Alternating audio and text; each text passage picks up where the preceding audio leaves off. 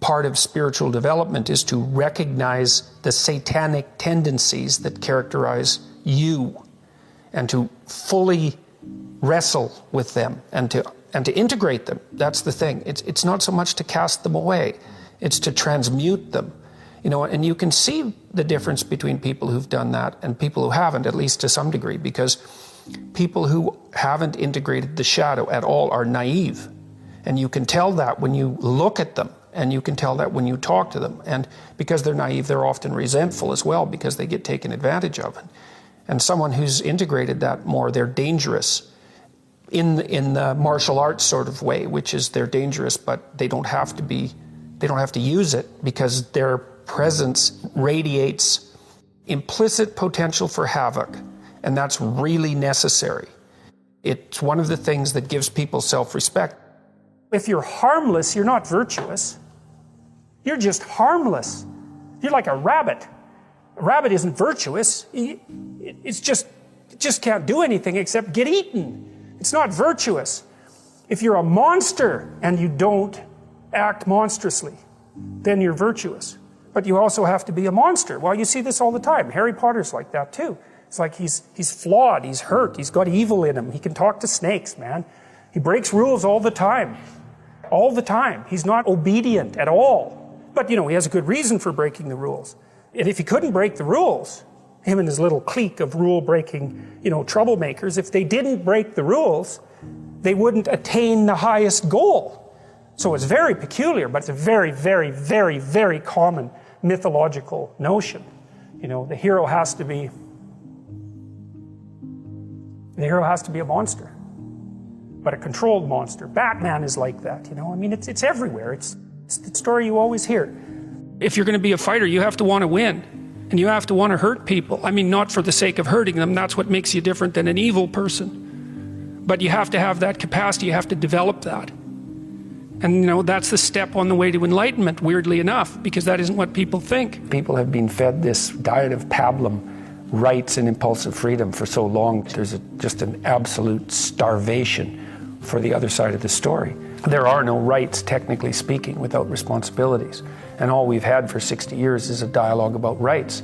Well, that leaves a hole on the other side of the story. And it's a hole that's in people's hearts, essentially. Because responsibility, well, perhaps that's not more important than rights. Like I said, they're part and parcel of the same formula. But it's in responsibility that most people find the meaning that sustains them through life. It's not in happiness. It's not an impulsive pleasure. Those things blow away at the first ill wind. But to adopt the responsibility for your own well-being and to try to put your family together and to try to serve your community and to try to seek for eternal truths and to live them, that's the sort of thing that can ground you in your life enough so that you can withstand the difficulty of life. And when you tell people that, especially when you include yourself in the audience, let's say, and you're not finger waving from above, then everyone knows that it's true. There's been this attempt to identify masculine competence and power, let's say, but mostly competence with tyranny. And that's very, very hard on young men. It's also hard on young women, for that matter. But it's very helpful for people to hear that they should make themselves competent and dangerous and take their proper place in the world, because it's the alternative to being weak. And weak is not good. The people who shoot up the high schools, they're weak. They're weak. And life is a very difficult process, and you're not prepared for it unless you have the capacity to be dangerous. That doesn't mean that you should be cruel. It doesn't mean any of that. There's a statement in the New Testament, the meek shall inherit the earth. But the meek isn't well translated. It means something more like, those who have swords and know how to use them but keep them sheathed will inherit the world. That's a way better way of thinking about it. You have to be powerful and formidable and then peaceful, in that order, right? And that's not the same as being naive and weak and harmless, which is what young men are being encouraged to be. It's like, that's a very bad idea. It's a very bad idea. Because naive, weak, and harmless means that you can't withstand the tragedies of life. You can't bear any responsibility. You'll end up bitter. And when you get bitter, then you get dangerous. You don't treat adult men as if they're infants. But the young men really need to hear this more, I think, is that you should be a monster. You know, because everyone says, well, you should be harmless. virtuous. You shouldn't do anyone any harm. You should sheath your competitive instinct. You shouldn't try to win.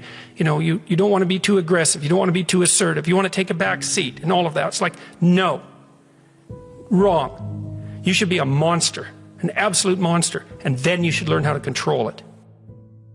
Someone who is incapable of cruelty is a higher moral being than someone who is capable of cruelty. And I would say, and this follows Jung as well, that that's incorrect, and it's dangerously incorrect, because if you are not capable of cruelty, you are absolutely a victim to anyone who is.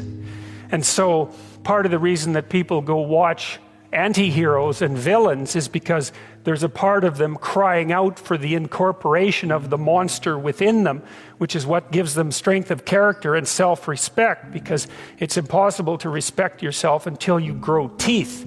And if you grow teeth, then you realize that you're somewhat dangerous, or maybe somewhat seriously dangerous, and then you might be more willing to demand that you treat yourself with respect and other people do the same thing. And so that doesn't mean that being cruel is better than not being cruel. What it means is that being able to be cruel and then not being cruel is better than not being able to be cruel. Because in the first case, you're nothing but weak and naive. And in the second case, you're dangerous, but you have it under control. And, you know, a lot of martial arts concentrate on exactly that as part of their philosophy of training. It's like, we're not training you to fight. We're training you to be peaceful and awake and avoid fights. But if you happen to have to get in one, and I guess the philosophy also is that if you're competent at fighting, that actually decreases the probability that you're going to have to fight, because when someone pushes you, you'll be able to respond with confidence, and with any luck, and this is certainly the case with bullies, with any luck, a reasonable show of confidence, which is very much equivalent to a show of dominance, is going to be enough to make the bully back off. And so the strength that you develop in your monstrousness is actually the best guarantee of peace. And that's partly why Jung believed that it was necessary for people to integrate their shadow. And he said that was a terrible thing for people to attempt, because the human shadow, which is all those things about yourself that you don't want to realize, reaches all the way to hell. And what he meant by that was, it's through an analysis of your own shadow that you can come to understand why other people are capable, and you as well, of the sorts of terrible atrocities that characterized, let's say, the 20th century. And without that understanding, there's no possibility of bringing it under control. When you study Nazi Germany, for example, or you study the Soviet Union, particularly under Stalin, and you're asking yourself, well, what are these perpetrators like? Forget about the victims, let's talk about the perpetrators. The answer is, they're just like you. And if you don't know that, that just means that you don't know anything about people, including yourself. And then it also means that you have to discover why they're just like you. And believe me, that's no picnic. So that's enough to traumatize people, and that's partly why they don't do it. And it's also partly why the path to enlightenment and wisdom is seldom trod upon, because if it was all a matter of following your bliss and doing what made you happy, then everyone in the world would be a paragon of wisdom. But it's not that at all. It's a matter of facing the thing you least want to face. This is an interesting thing about the integration of the shadow, because recognizing yourself as the locus of evil, let's say, actually, in some sense, gives you far more respect for yourself, strangely enough, because the same respect that you might have for a wild animal or even a monster. So then maybe you learn to treat yourself differently. Like, I think this is particularly true with regards to the discipline of children. You know, if you know that you're a monster, and that will manifest itself in your life, consciously or unconsciously, and if it's unconsciously, it's not good, then you become better at disciplining children. And the reason for that is that you don't want to expose them to your dark side. And so if they behave and don't provoke you, which means they'll also behave for other people, then the monstrous part can stay in abeyance, and then that's great. But if you don't understand yourself as capable of wreaking havoc, and that can be the kind of havoc that unfolds over decades, right? Because if you're going to abuse a child, it's the primitive form of abuse is the physical abuse. The sophisticated form of abuse is the continual undermining of the child's courage across perhaps their entire life.